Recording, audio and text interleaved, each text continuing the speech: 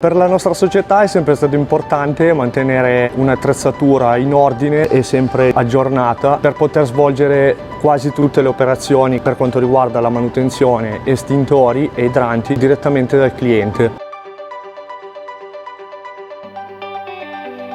Noi abbiamo tutta l'attrezzatura per quanto riguarda la manutenzione degli estintori o idranti e anche delle chiavi che vengono tarate periodicamente proprio per garantire al cliente la massima efficienza durante le manutenzioni.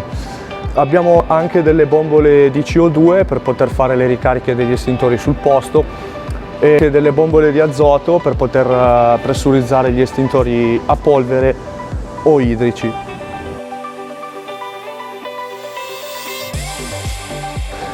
Quelli che vedete sono dei fusti dove viene recuperata la polvere esausta degli estintori e successivamente smaltita, come previsto dalla normativa.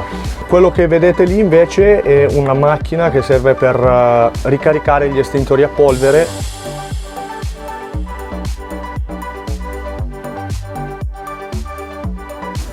Questa invece è una lancia certificata con un manometro tarato e certificato periodicamente, viene utilizzato per fare la prova di portata sulle reti idranti antincendio.